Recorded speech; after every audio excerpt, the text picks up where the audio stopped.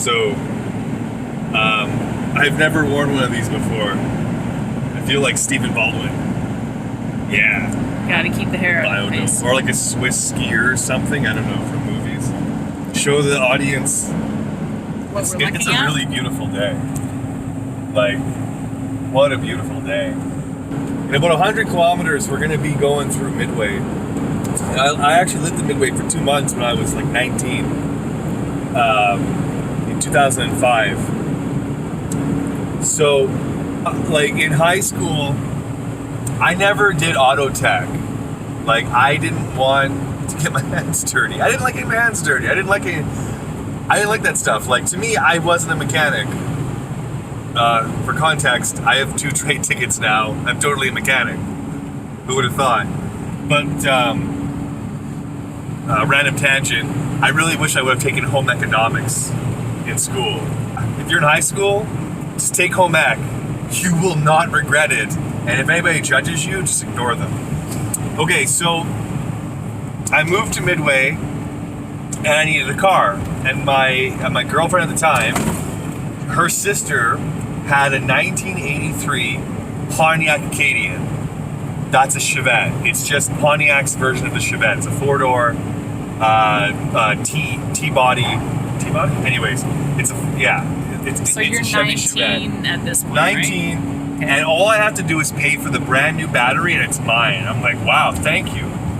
The thing barely runs. Her dad gets it started, but it sounds like hell. Like, the muffler's destroyed. You know, it's just a crippled car, right? But I'm looking at it like, yeah, that's my car. I paid $50 for the battery and I got a car. So now this is my first like moment where I realize I love this stuff. Okay, so I'm trying to work on the motor, right? And I realized that like the volt light's coming on, so it needs a new alternator. So I bought a new alternator. I put the alternator in. After that, volt light's gone, looks good, but the engine still misfires. And now this is really neat what happened, okay? This is so cool. Okay, so I'm in the carport, right? The hood's up. Try to envision yourself. You're in a carport, so you're just under a roof. It's like 10 o'clock at night. It's pitch black, but the motion detecting light above the door is on, okay? After a couple of minutes, this thing turns off automatically. I'm standing in front of the motor, watching it run. I've been adjusting the carburetor. I'm just doing all these little things that I know. It actually came with like a Haynes manual. I'm still unfamiliar with automotives, but the thing just sounds like crap. It's running, but what's going on with this thing? What's going on? You know, I'm just thinking, what's wrong with this with this car? And so I'm standing in front of the car. The light goes out. Okay, this is the big thing. The light goes out, and I'm looking at the motor in pitch black. To most people, it'd be like, "Oh God, it's dark out." No. I see it. Once I let my eyes go to night vision, like, you know, when it goes dark, within 10 to 20 seconds, your night vision starts to kick in, right? I can see this faint blue glow, and I haven't told the story in so long, but it's so cool. I can see this faint blue glow, and I'm like, what is that? And now it's pitch black, right? So like, don't put your hand in an engine compartment when it's pitch black. There's a belt, there's a spinning fan, but I kind of know where those things are. So I take my hand and I go towards the blue glow. The blue glow is a spark plug wire, just one. There's 4, that's 3, that's 4, that's 4. Just one of the wires is glowing blue. Where is it glowing blue? It's glowing blue near metal. So where the spark plug wire is resting, it's glowing blue. Okay?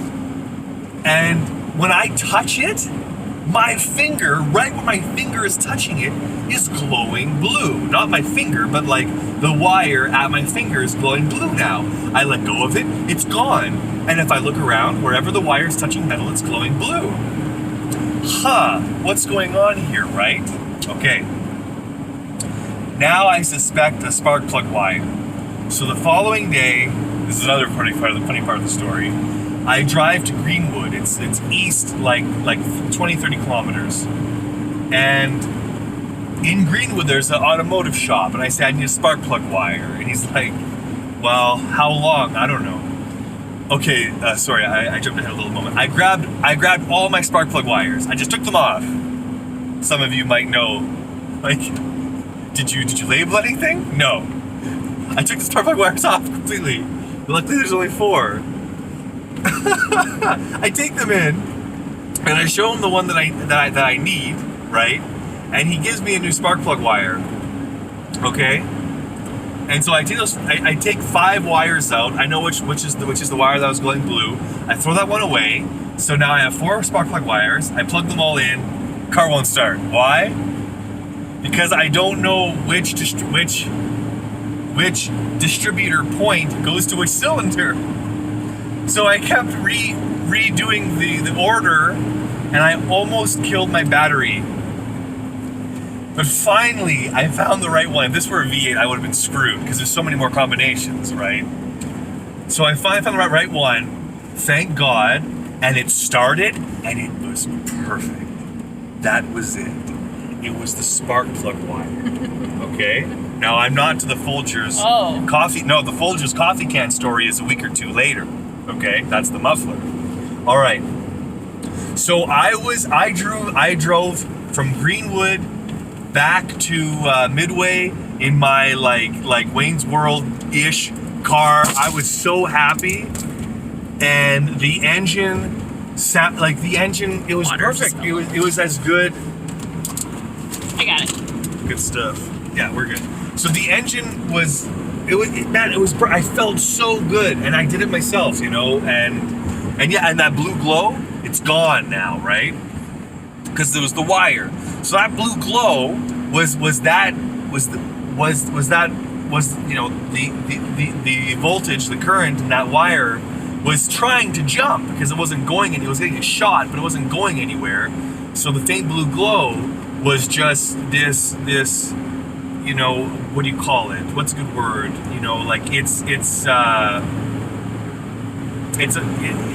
The current's trying to jump, but it can't because it's underneath the jacket.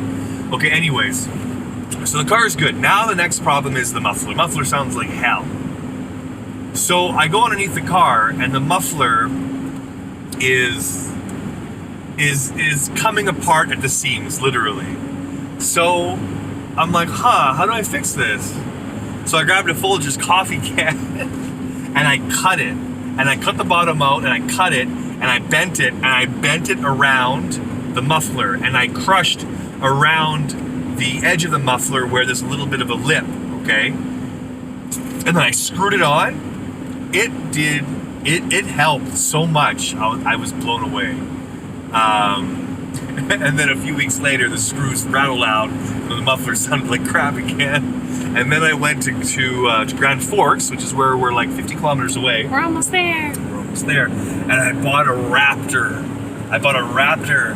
Sport muffler for like $40, right? I don't know if this is an OEM. I just bought a muffler. And then I had to get some couplings and some ties or some hose clamps, whatever. Put that on, good to go. So this is when you decided you wanted to be a mechanic? Well, I liked it, right? And I'm saving so much money. Like, the amount of money I was saving was huge, right? And I knew that, so it felt really good. Fast forward to being 35, he's obsessed with fixing things. I also drove that car across Canada. I drove it from Midway to Brooks, back to Midway, back to Brooks. That's about 8-9 hours. And I did that 3 times, and people thought I was nuts. The first time, when I told them I was driving from Midway to Brooks, Savannah's family was like, "You're like that's dangerous. You shouldn't do this."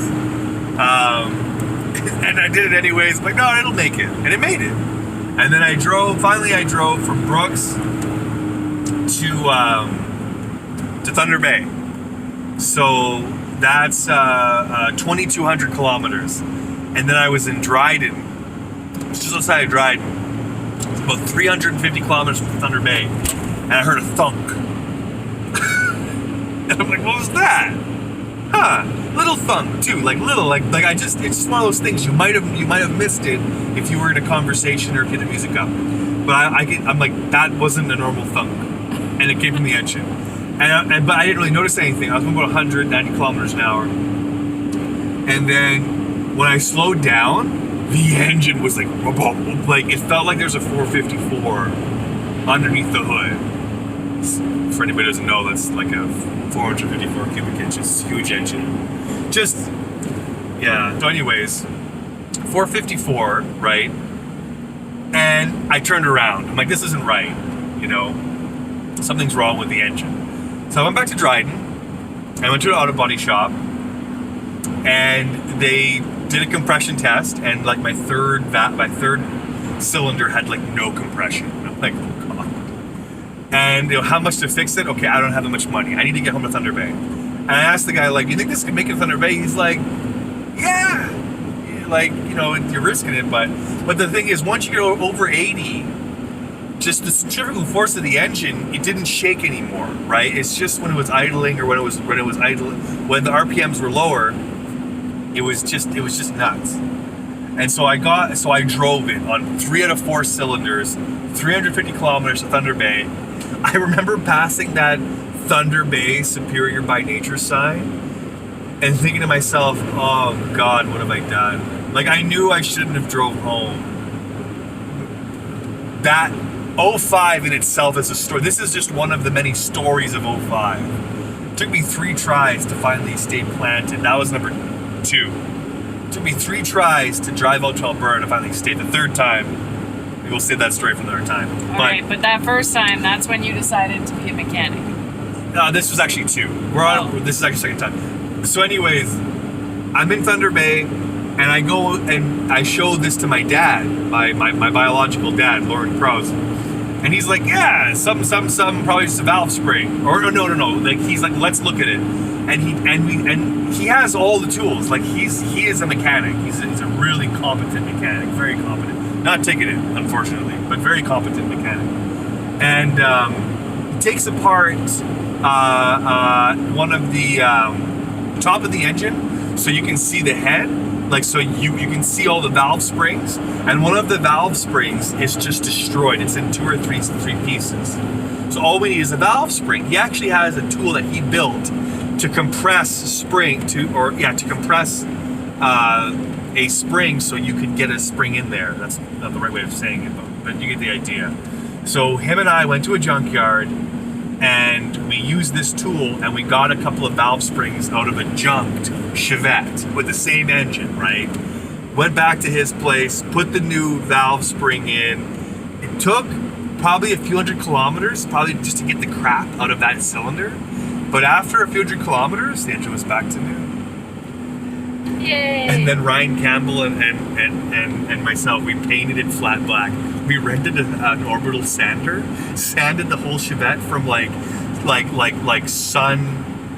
sun-beaten blue, like ugly blue, to flat black, just trim-clad flat black.